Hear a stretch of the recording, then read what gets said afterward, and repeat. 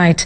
Kenya's second president, Mzee Toroitich Arap Moi, passed on early this morning, plunging the country into a state of mourning. It is the second time in Kenya's history for a head of state to pass on, and President Uhuru Kenyatta announced Mzee Moi's demise in a special proclamation note released from State House, Nairobi.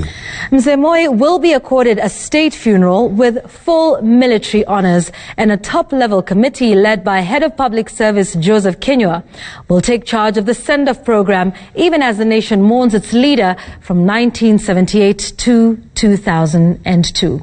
All right, let's get more details from Francis Gashuri. Msiweke msingi wa siasa zenu wa chuki.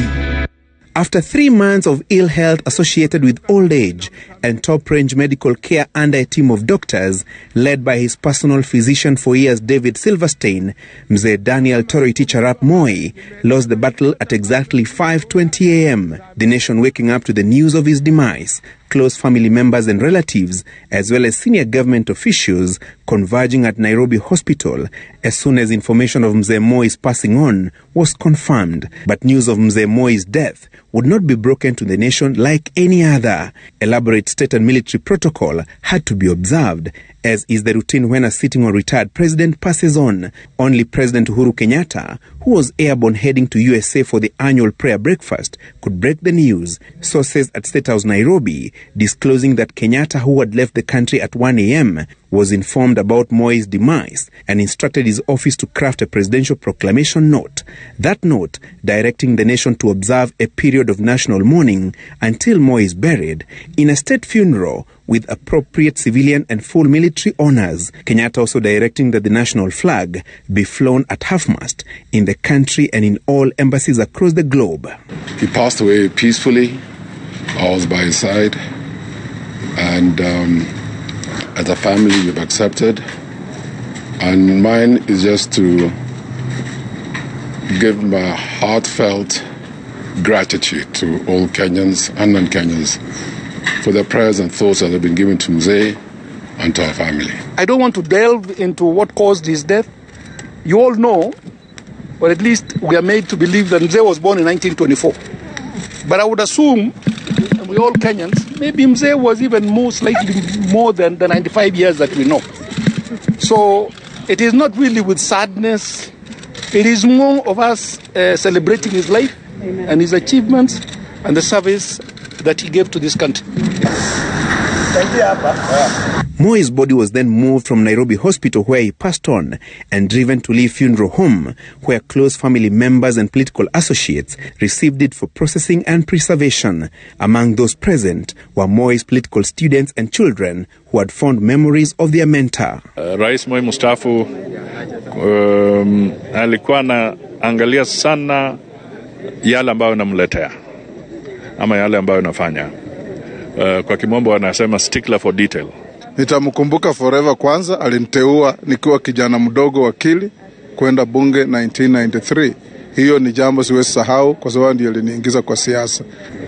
Alikuwa na msemo wake wa peace, love and unity, ambalo maneno haya si madogo, lakini mara nyingine Mkenya anaweza kuyachukua kama hafifu, kwamba pengine president hana kazi nyingine, kila siku akienda wapi anahutubia tu peace, love and unity. Lakini alikuwa anajua uzito wake, na hivi sasa hayazungumzi kwa wengi, na ndio tunaona labda kuna mambo mengi yanafanyika. To many, Moi was a professor of politics who mastered his game for 24 years, despite being termed a passing cloud by those initially opposed to his takeover when Mzee Jomo Kenyatta died in 1978. Mzee Moi alikuwa na stahimili ya kuweza kucheza karata zake za siasa bila watu kutegemea atacheza karata gani. Unakumbuka vile alikuwa anawachezea wale ambao walijifanya wanajua zaidi kumuliko, maprofesa, manani. Watu alikuwa anawapatia nafasi ya uongozi, alafu wengine wanajiona kuwa wazito kumuliko. Alikuwa anawachezea karata, unaona huyu yako hapa, kesho yako kwingine. Na kwa Kiingereza tunasema his strength was his unpredictability.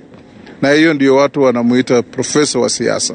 He every morning would do a roundup of all the provinces. You remember the PCs a long time ago? He would call all of them. There were only 7. So he would call all of them and they would brief him on what is going on in their various provinces.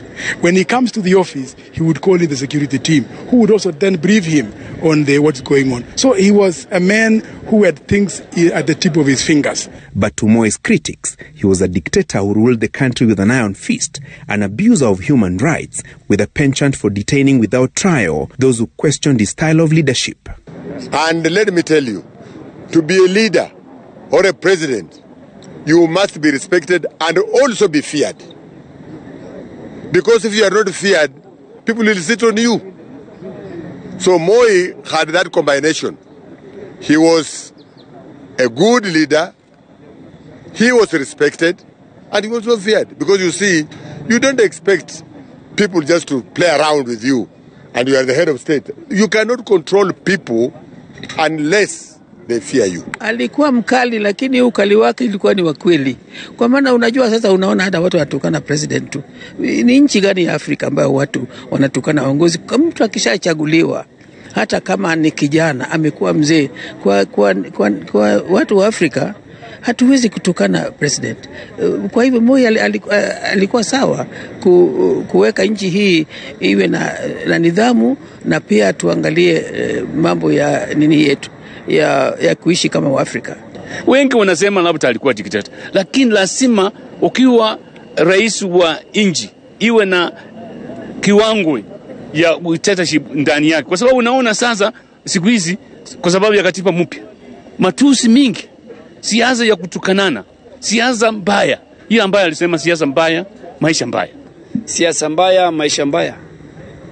If you mess the politics of the country, you are not messing politics alone. You are messing the economy, you are messing the social fabric of our people, and you are messing each and every Kenyan regardless of where they come from.